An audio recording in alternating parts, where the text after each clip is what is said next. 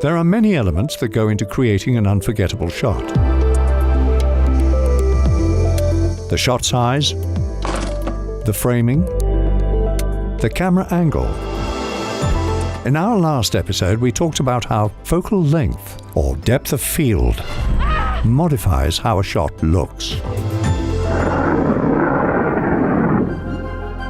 But in this episode, we'll cover how camera equipment affects how a shot feels, and how choosing the right camera gear can make or break a scene. This is episode 5 of the Shot List. Camera gear. Action!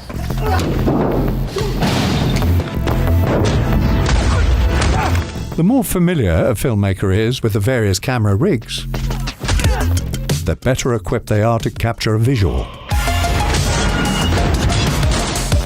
In this video, we'll be examining 12 types of camera rigs and gear, working our way from the most fundamental to some of the most unique ways to film a shot. Along the way, we'll update a shot list made in Studio Binder, which you can download and reference in your next project. Let's start with the most basic of camera rigs, the handheld shot. Many handheld shots are taken with a shoulder rig, like this, or an easy rig. The movement of a handheld shot is meant to be shaky.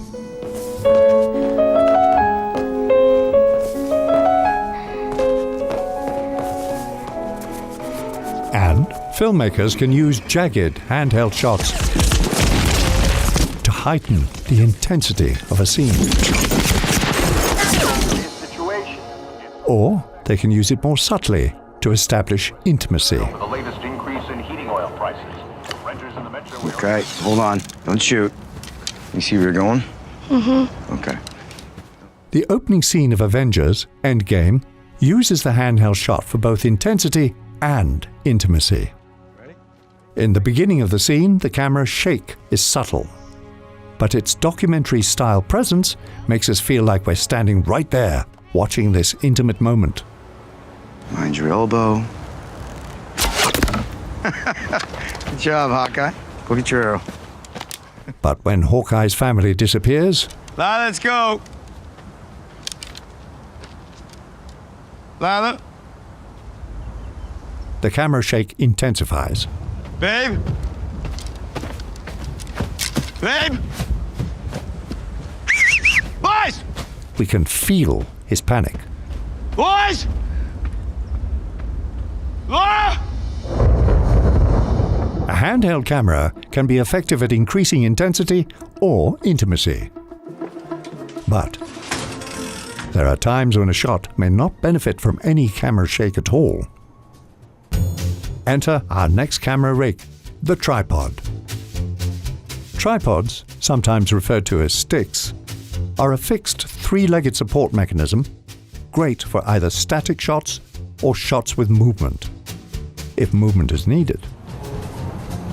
Very good. A fluid head tripod allows the camera to smoothly pan left and right, or tilt up and down. The static framing of a tripod is ideal when you don't want to distract from the subjects within the frame, like in dialogue scenes. You're nothing to me now. You're not a brother. You're not a friend. I don't want to know you or what you do. Emotional single shots, and shots that focus on blocking and staging.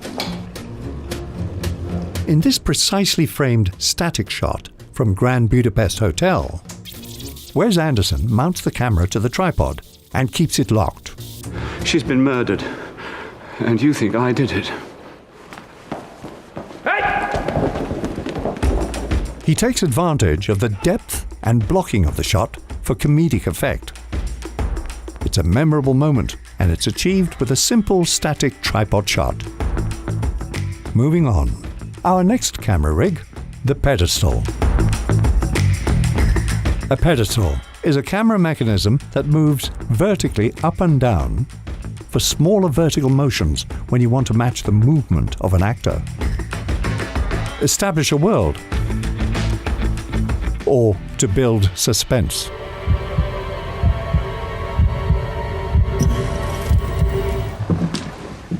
Let's look at this scene.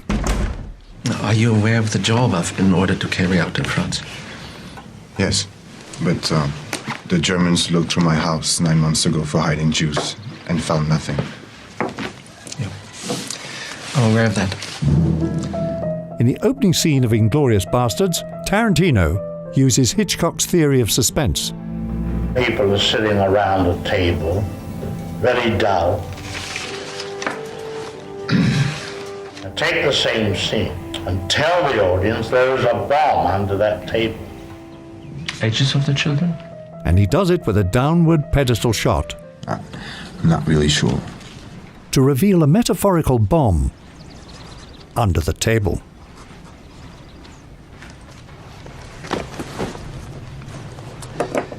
Well, I guess that should do it.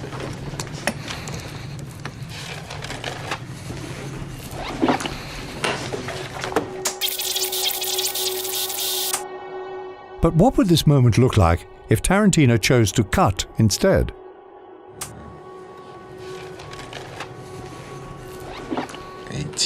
Or 19. I'm not really sure. Not nearly as suspenseful, is it? The slow movement of the pedestal shows how brilliantly this camera rig can build suspense. Je prends congé de vous. Je vous dis adieu.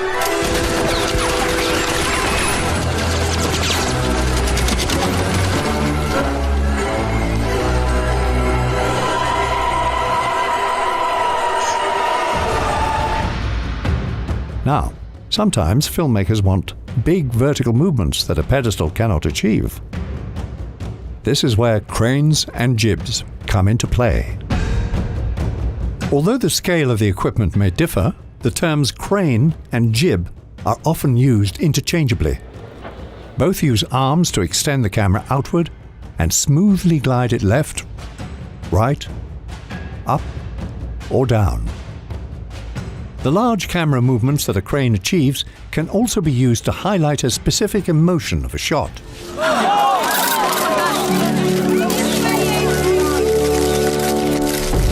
Whether it be isolation, freedom, or spectacle, as seen in Spectre. This crane captures the scene's production design.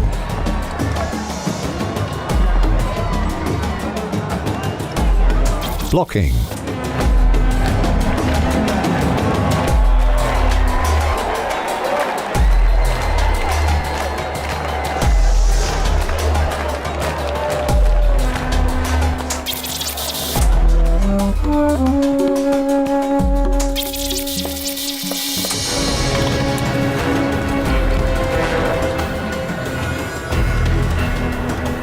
And camera movement.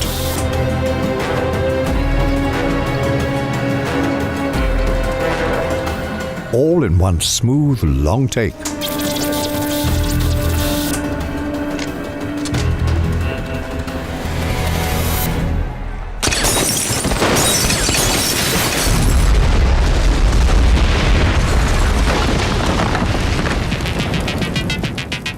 But if you're looking to capture an extreme high angle or overhead, but don't have a camera crane at the ready, our next camera equipment provides the answer. Overhead rigs. An overhead rig can capture perfect top-down shots in a variety of scenarios, within a variety of budgets. An overhead shot like this is great for communicating details within inserts, POVs, and God view shots. Named for their objective, omniscient perspective. Few filmmakers embrace this technique more than Martin Scorsese. In Casino, there is a direct parallel to omniscience. Not just to the surveillance cameras, which Sam refers to as the eye in the sky, And the eye in the sky is watching us all. but to Sam's ability to see and know everything that happens in his casino. Consider this moment when he suspects a pair of cheaters. Now here's this guy reading the dealer's hole card and signaling his buddy at this table.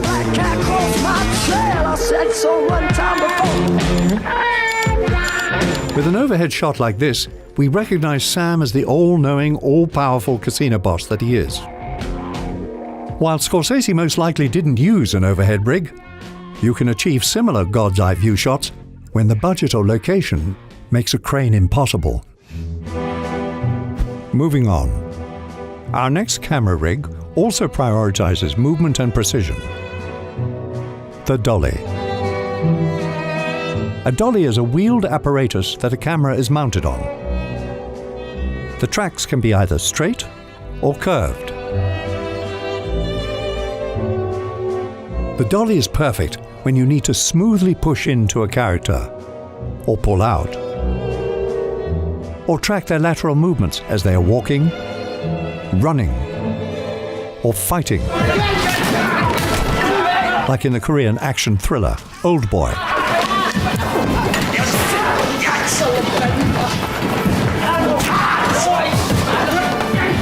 The use of the dolly in this scene allows us to smoothly follow the action, free from the distractions of camera shakes or rapid-fire cutting,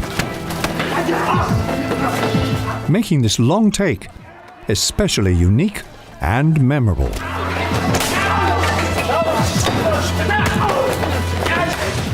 But dollies require heavy equipment and operational effort. As a result, camera sliders have become a practical and economical alternative that achieves a smaller but similar effect.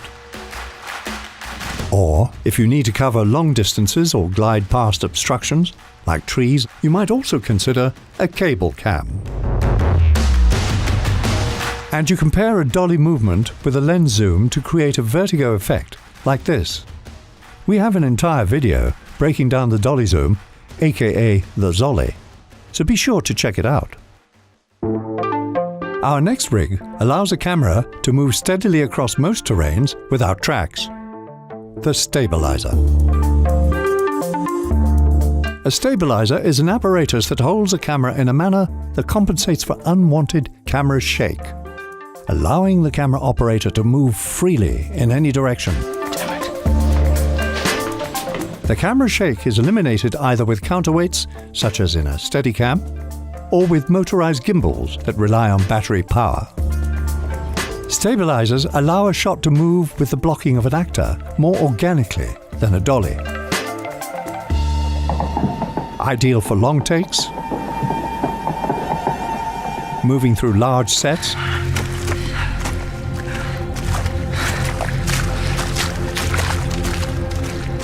or complex tracking shots, as demonstrated in Parasite.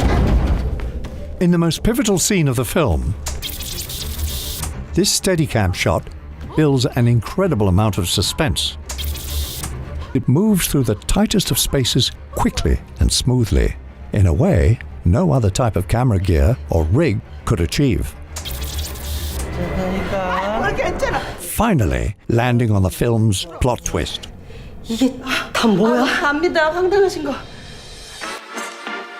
But what if your scene calls for a more subjective camera movement, one that creates a sense of imbalance? That's where the Snoricam comes in. A Snoricam, also referred to as the chest cam, body cam, or body mount, is a device that rigs the camera to the body of an actor.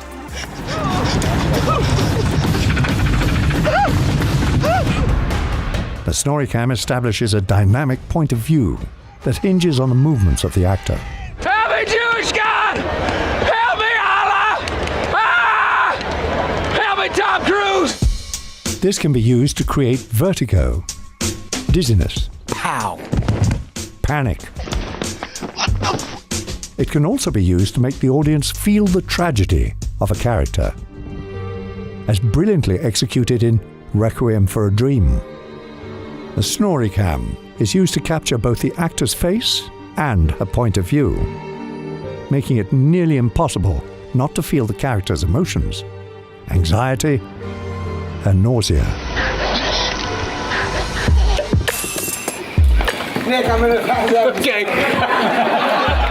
The Snorri cam is a very specialized camera rig. When used in the right context, it can completely immerse the audience into a character's experience.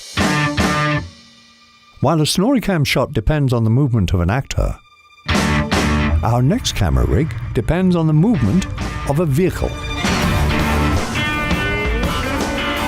Vehicle mounts.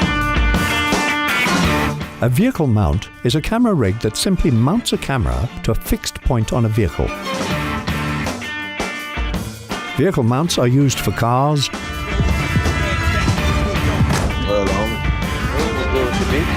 Royale with cheese. Royale with you. bikes, helicopters. Sometimes a vehicle mount is the only type of camera gear that can capture the realism and intensity of a moment. Like in this scene from Mission Impossible: Rogue Nation.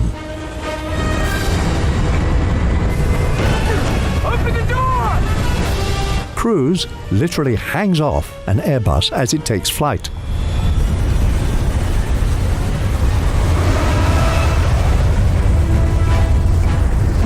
And since it's unlikely any camera operator will willingly strap themselves to a plane, a vehicle mount is the only way to capture this moment. No CG here. Speaking of planes, let's take to the air with our next type of camera gear. Drones. In the past, helicopters used to be the most practical means of shooting aerial shots, allowing cinematographers to capture some of the most iconic, establishing shots in cinema. But with the advancements in drone technology, aerial shots have become accessible to filmmakers with all budgets. Whoa!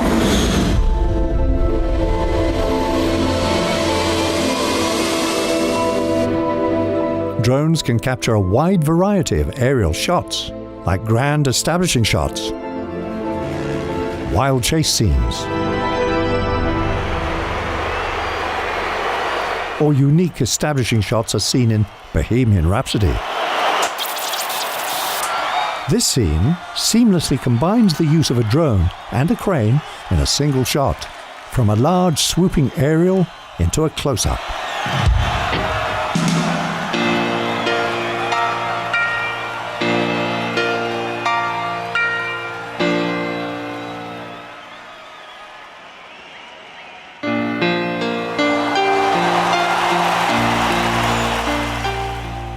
Speaking of unique shots, our next camera rig has allowed some of the most creative shots in cinema. Let's take a look at motion control. Motion control is a device that allows for the complete control and precise repetition of camera movement. It effectively captures time-lapse shots. This is gonna be a good night. Everyone's saying different things to me, different things to me. And stop-motion animation relies heavily on motion control cameras. But its most common use in film today is for visual effects. By using motion control, two shots can be taken with the exact same camera movement and precise framing. David Fincher uses motion control masterfully in The Social Network. He used motion control to replicate precise camera movements so VFX artists could create the Winklevoss twins in post. And Army, I need you to assume the same position that Josh has right now, and then I need you guys to swap. I need to see if there's any difference in height for the B camera. The result is effective and convincing. Mark? You Mark Zuckerberg? Yeah? You guys look like you spent some time at the gym. We have to. Why?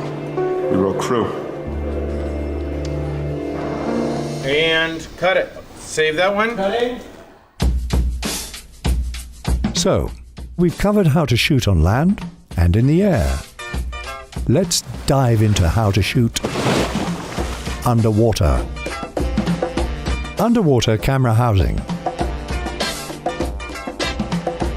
Underwater camera housing is a completely waterproof case that allows control of the camera when fully submerged in water. It enables filmmakers to capture the suspense and action below the surface. Oh, I don't know where it is. I told her that you... For my next trick! I'm gonna f***ing kill myself.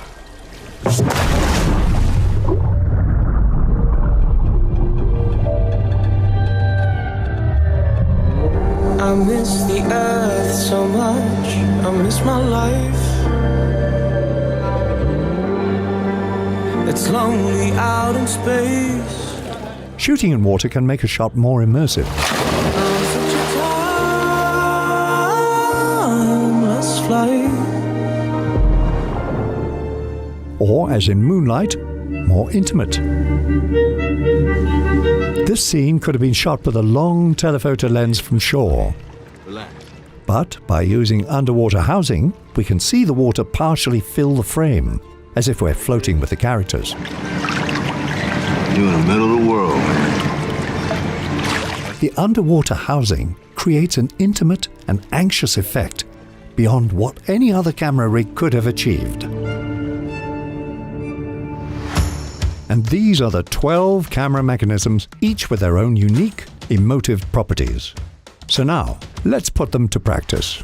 In this scene from Dunkirk, Christopher Nolan uses different camera mechanisms to make the narrative dynamic, immersive, and completely engaging. We'll do our best to identify the various rigs Nolan might have used. Can you identify them all? Let's watch.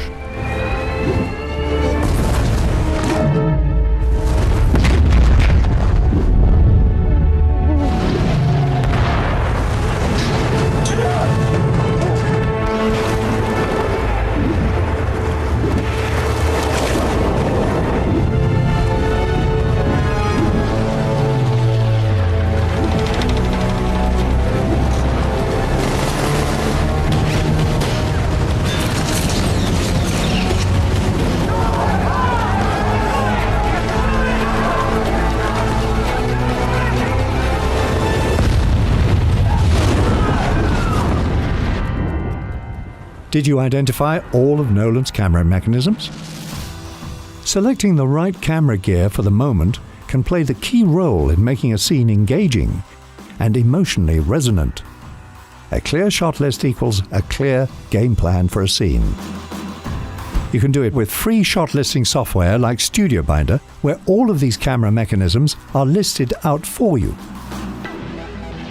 Check the links in the description for a cheat sheet of all the camera mechanisms we covered in this video, along with articles on more rigs, lenses, and other cinematography essentials. In the next episode of this series, we'll explore camera movement and how the best filmmakers in the world use simple but powerful movement decisions to create memorable moments. Subscribe, click the bell, and we'll see you in the next episode.